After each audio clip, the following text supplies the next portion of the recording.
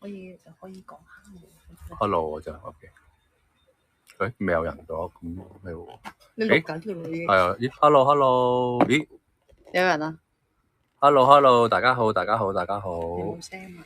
有冇聲啊？收唔收到？如果有聽到聲嘅話，可以打個有聲或者 hello。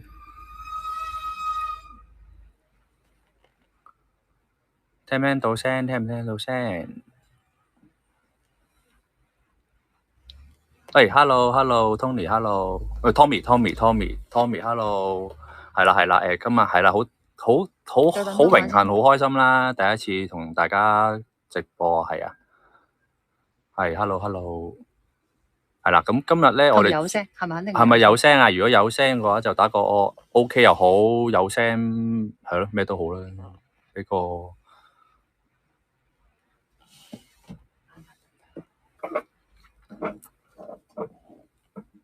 因為有聲先開始錄㗎，如果唔係要重做。有聲 OK，hello，Bobby，hello，係啦，咁今日咧我哋就係啦，我東泉水電啦，我叫阿吉，係啦，咁我哋今日主要做咩咧？咁其實我今日咧就係都係想介紹翻我哋公司啦，其實賣嘅產品啦。咁其實我哋主要普遍而家賣嘅咧都係啲家庭常用嘅用品啦嘅產品啦。我而家主要今日介紹咧就係一個 LED 嘅燈膽，係一個15火嘅白光同埋一個 LED 9火嘅白光啦。咁其實可能呢啲好日常我哋屋企成日都見到嘅燈膽嘅，但係其實原來佢背後有好多唔同嘅資訊，可能我哋普通家庭主婦啊，普通去就咁去一個日本城買，可能其實一個普通 sales 佢唔會解釋咁多清楚嘅。咁我今日講入邊詳盡啲嘅意見俾大家，可以去下次買燈膽嘅時候，其實都會有一個見解又好，資訊都好啦。咁其實我哋普通屋企而家政府成日都講話環保喎，又可能一啲能源標籤喎。咁其實呢啲係咩嚟嘅咧？咁其實我哋以前咧慳電膽咧，其實普通我哋好明，大家都係鎢絲膽啊，普通慳電膽啊。咁其實佢原來入邊有好多唔同嘅細節位嘅，就係而家 LED 啦。咁其實佢一個燈膽咧，其實佢而家出邊嘅包裝嘅外殼咧，其實而家啲 LED 燈膽咧係用一啲塑膠嘅。咁點解用膠啊？因為其實燈膽咧發熱耐咗咧，其實佢玻璃以前舊式慳電膽或者鎢絲膽係玻璃咧，其實有個危險性嘅。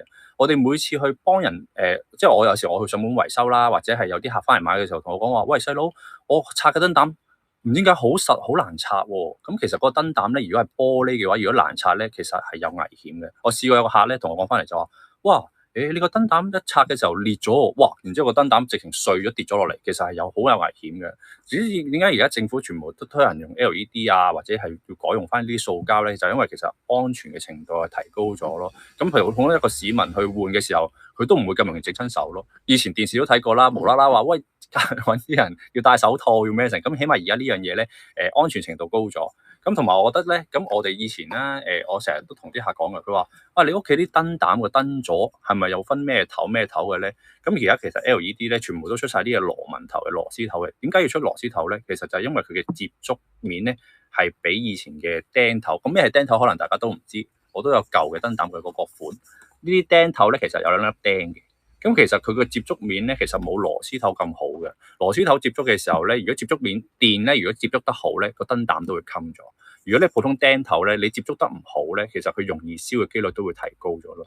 咁所以開始普及，我哋而家其實你通樓你都會見到一啲係螺絲嘅頭啦，係啦。咁今日咧，大家睇啦。咁其實燈膽咧，我哋有大有細噶嘛。其實大咧，佢個照射範圍一定係比細嘅遠啦。同埋大多數就係用喺廳啦，細嘅咁其實用喺邊啲咧？可能用喺啲廚房啊，或者啲燈飾入邊比較狹窄啲嘅位置。咁同埋而家呢啲 LED 燈膽咧，其實都已經係濕氣都已經可以係做到係唔會咁容易話會有濕粉咯。咁其實呢啲 LED 燈膽咧，佢就會令到我哋屋企其實係襟咗咯。所以其實壽命一定係會比以前傳統嘅慳電膽嘅壽命長。雖然佢價錢可能貴少少，但係貴係咪貴好多咧？咁其實又唔係真係貴好多嘅啫。因為15火呢個而家白色15火呢個咧，我哋門市係賣緊80蚊啦。而呢個9火白色咧係賣緊40蚊。但係其實傳統嘅燈膽咧都差唔多賣緊27蚊啊，差唔多30蚊嚟嘅。所以其實相差10蚊。但係 LED 嘅壽命係長好多。同埋我哋而家老實講，年輕一代都成日講環保，希望從環保出一分力。咁其實我哋每日慳到嘅電，其實對將下一代嘅都係會有好處有幫助咯。咁我覺得老實講啦，你話即係我哋希望都係長遠發展咯。同埋呢一間公司咧，佢好敢同我哋講就話呢個燈膽2年嘅原廠保用，其實可以攞翻去陽光呢個公司轄下嘅其他嘅牌子嘅供應商咧，其實佢都可以有一個可以保用嘅年期咯。咁其實佢間公司可以咁講話有2年保用嘅話，其實我覺得佢對佢 product 產品係好有信心。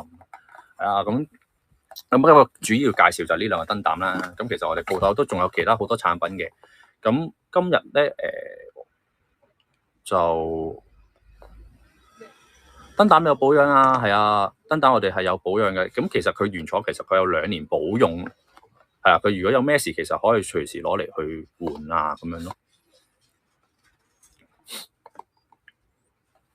係啊，咁其實而家呢啲燈膽都好美觀嘅啦，佢做得其實好好嘅。以前嗰啲螺紋膽咧，其實呢啲玻璃係好有危險性嘅，即係我哋啲平時啲客咧攞翻去換嘅時候咧，好容易呢啲玻璃一爆咧，就屋企成地都係碎噶啦。咁其實有陣時你講我哋屋企，你老實講句，如果我自己得頭家，我老婆一定唔識換嘅，有咩叫我去做嘅？我老婆唔小心整親手嘅，去睇醫生都幾嚿水啦。所以其實你話一個燈膽相差嗰10零20蚊，其實一定係買 LED 嘅，係啊，因為係啊，少見係啊，因為呢個牌子其實佢陽光呢個牌子咧，佢原廠係講咗有2年可以保用嘅。但當然其實佢老實講啦，好少，我見好少，真係好少客話，哇，細佬點1個月2個月就壞咗。其實有時我賣俾客之前，我一定會試俾啲客睇，除非係屋企咁啱係你嘅屋企嘅燈座，可能用下斷燒咗壞。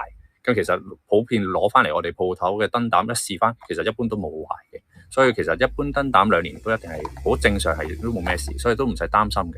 不過當然都可能1萬粒，有時可能又唔知，可能少部分嘅燈膽會有呢啲問題，都可能係出廠或者有啲接駁嘅小問題都有機會發生，但係都唔需要擔心話太大嘅問題咯。咁呢啲普遍都可以用好多年咯，係啊。咁今日嘅直播就係咁住先咯。下次如果睇下有冇啲話想介紹啲咩嘅時候，可以留言翻俾我哋。咁我好期待下一次同大家嘅見面啦。好啦，拜拜。